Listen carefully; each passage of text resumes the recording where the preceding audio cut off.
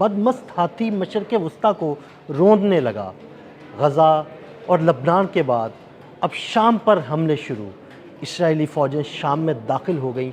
वहाँ पर क्या हो रहा है, इस सारी सूरत हाल के बारे में आमिर रज़ा से बात करते हैं। आमिर भाई, उसको कोई रोकने वाला नहीं है। गज़ा, लबनान, अब उसने शाम पर हमला कर दिया, फ़ौजें शाम में दाखिल होना शुरू हो गई हैं। क्या हो रहा है वहाँ पर?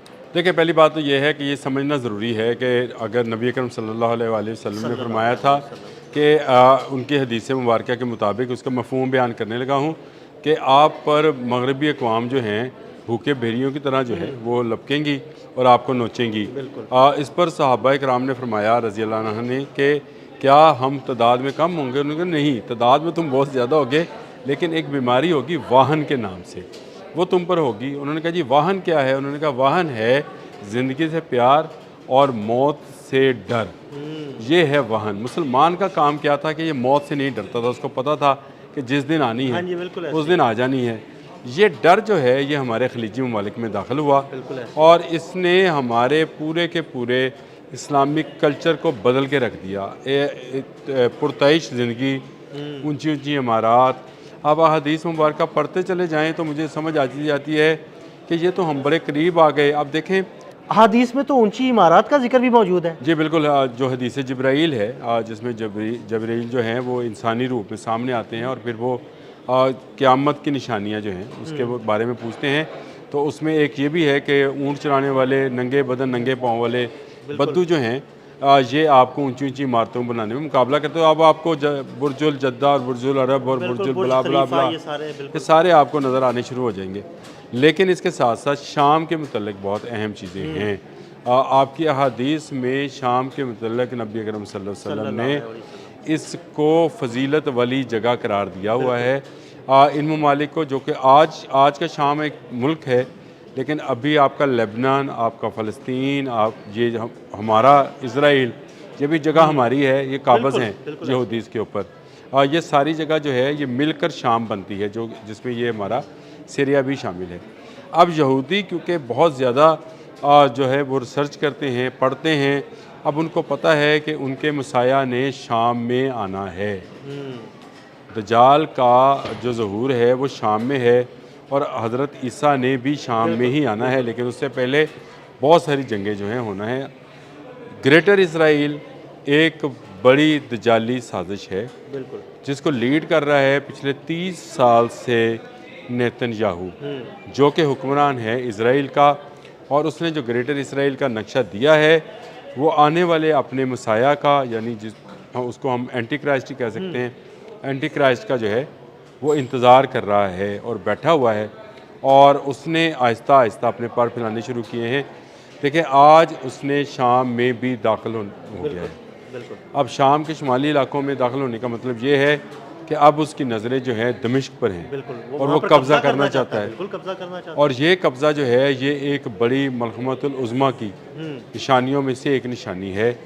अभी भी इसको रोक लिया जाए तो हम इस सारे मरहले को जो है मज़ीद पेंडिंग कर सकते हैं। कौन रोकेगा आमिर भाई? आपके खलीजी ममालिक, आपने ख़ुद बात कर दी कि वो डरते हैं, वो अपनी अय्याशी वाली ज़िंदगी छोड़ना नहीं चाहते। वाहन का शिकार है। बिल्कुल सारा कुछ तो वहाँ पे नज़र आ रहा है, लेकिन एक तरकिया नज़र आता है, उसका बयान भी आया है, बड़ा सख्त बयान आया है, उस बारे में भी हमारे नाज़रीन को देखिए, बयान तो तरकिया का भी आया, बयान कतर का भी आया, बयान सऊदी अरब का भी आया है, लेकिन ये सिर्फ बयान है। अगर इनको कुछ करना था तो इनको बहुत पहले से ही अपनी स्ट्रेटजी ड्रॉ करनी चाहिए थी। हुआ ये कि ये सब के सब अमेरिका के चुंगल में फंसते चले गए, एक के बाद एक वो इनको जंजीरों में बांधता चला गया और अपना उसने, अब उसमें नाम नहीं लेना चाहता, जो उसका अपना भूंकने वाला था उसको उसने खुला छोड़ दिया। ये शेर बांध दिए, ये अपनी अय्याशियों के चक्कर में बनते चले गए और वो खुला फिरने लग गया। तो अब जब आपके शेर बंधे हों तो वो जो जानवर खुला फिरेगा वो तो फिर इसी तरह आने जाने वाले को काटेगा। अब ये आने जाने वाले को काटने तक तो ठीक था, लेकिन अब उसकी नज़रें जो हैं फ़लस्तीन से, गज़ा से निकलकर पहले लेबनान पर गई, फिर शाम पर गई, शाम के बाद उसकी नज़रें मिस्र पर भी हैं, सऊदी अरब पे भी है। मैं आपको जो अगला आपने मेरा ले लिया लफ्ज़, ठीक आपने किया। मिस्र से लेकर ये मदीना पाक तक की सरज़मीन को कहते हैं कि ये हमारी सरज़मीन है। बनी इसराइल इसी पर आबाद थी। इसमें शाम, उर्दन, तमाम ममालिक जो हैं उनको शामिल करते हैं। तो ये एक बड़ी जंग जो है, मैं ये समझता हूँ अगर मुसलमान आज भी जाग जाएँ, जिस तरह से आपने जिक्र किया कि तुर्की का बयान आया, सऊदी अरब का आया, कतर का आया, तो ये इन तमाम ममालिक के बयानात जो हैं अगर बयानात से निकल कर शाम की इक़दामात होने चाहिए ना। शाम की मदद के लिए आ जाए। मसलन अब सऊदी अरब जो है वो अपने 4 जहाज़ भेज दे कि जी शाम की हिफाजत के लिए मैं भेज रहा हूँ, दमिश्क में उतार दे, नहीं होगी, इसकी जरूरत नहीं होगी। इसी तरह तुर्किया ये काम करे, वो भी अपने 4 जहाज़ भेज दे, उनके पास भी जहाज़ हैं, ये सारे भेज दें तो बात बने। लेकिन अगर आपने सिर्फ दूर से बैठकर बयान देना है, आपने नेटो का रुकन भी होना है और आपने देते रहे बयान देते रहे, फिर वो अपनी कार्रवाई करता रहेगा। ये बयानात से इजराइल ना कभी रुका है ना रुकेगा। देखें, बयानात का तरीकाकार तो उसका ये है कि अमेरिका के कहने पर भी उसने वो रुका नहीं था। डोनाल्ड ट्रंप ने बयान दिया कि लेबनान पर हमला नहीं होगा, हो गया।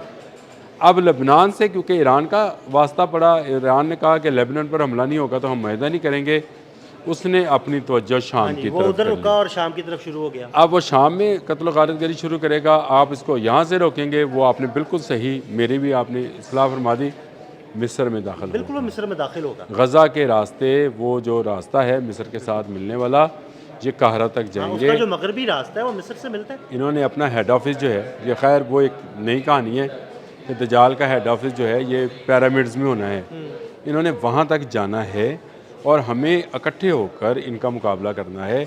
अगर आज भी हम मुत्तहिद ना हुए, हमने आज भी ये सऊदी अरब, ये ईरान, ये कतर, ये बहरीन, ये इराक़, ये पाकिस्तान, ये अलग अलग से, ये इंडोनेशिया, ये तुर्किया, ये अलग अलग रहे, तो मैं आपको बताऊं ये एक एक करके काटते चले जाएंगे, खाते जाएंगे, बिल्कुल और फिर उसके बाद ये इनकी नज़रें जो हैं पाक सरजमीन सऊदी अरब की तरफ हैं।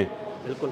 और ये सारे तमाम मुसलमान ममालिक को, चाहे वो तैयब एर्दोआन हैं, चाहे वो मोहम्मद बिन सलमान हैं, चाहे शहबाज शरीफ हैं, तमाम को एक दफ़ा अपने हमनाई साहब जो हैं, मुज्तबा हमनाई, वो हैं, सर जोड़कर बैठें और एक मरतबा सिर्फ ये टेबल पर सारे बैठ जाएं। तो आमिर भाई, मेरा सवाल ये है, ये कैसे और कब इकट्ठे होंगे, कौन इनको इकट्ठा करेगा, और क्या हमारे मुसलमान हुक्मरानों को ये बात समझ में नहीं आती कि यहूदो निसारा तुम्हारे दोस्त नहीं हो सकते? चले मैं आपको ये भी बताता हूँ कि ये कैसे इकट्ठे हो सकते हैं। ये पाकिस्तान में, इस्लामाबाद में इकट्ठे हो सकते हैं। जी बिल्कुल। ये एक वाहिद कंट्री है जिसके अंदर ये सारे आने को तैयार हो जाएंगे। मसूद पेशकियान अभी घूमते फिर के गए हैं, मुज्तबा हमनई जो मुकम्मल माहिदा हो जाएगा उसके बाद वो भी आ जाएंगे। सऊदी अरब में मोहम्मद बिन सलमान पहले ही दावत कबूल कर चुके हैं। तैयब एर्दोआन अपनी तकरीरों में इस्लामाबाद का जिक्र करते हैं और पाकिस्तान का जिक्र करते हैं, उनको पता है एटमी क़ुव्वत है, वो भी आ जाएंगे। इंडोनेशिया भी आ जाएगा, मलेशिया भी आ जाएगा। इस तरह के तमाम छोटे बड़े जितने ममालिक हैं, सिर्फ बुलाकर कोई बयान जारी ना करें इसराइल के ख़िलाफ़। बिल्कुल ऐसे, सिर्फ बुला लें, सिर्फ बुलाकर उनको चाय पे बुला लें, खाने पे बुला लें और सब एक ग्रुप फ़ोटो बनवा लें। मैं आपको बताऊं, अमेरिका भाग जाएगा, इसराइल वापस अपनी हदूद के अंदर, जो उसके पास मुतय्यन शुदा इसराइल के हदूद हैं, उसके अंदर चला जाएगा। कोई बयान देने की, कोई धमकियाँ लगाने की, कोई तरी लगाने की ज़रूरत नहीं है। एक जगह मिल बैठने की ज़रूरत है, उसके बाद इनको कोई रोकने वाला नहीं। बहुत शुक्रिया आमिर भाई। आमिर भाई ने बड़ी तफसील के साथ इस सारे मामले पर रोशनी डाली। मज़ीद अपडेट्स के लिए हमें फॉलो करते रहें। अदील अहमद और आमिर रज़ा को इजाज़त दीजिएगा। अल्लाह हाफ़िज़।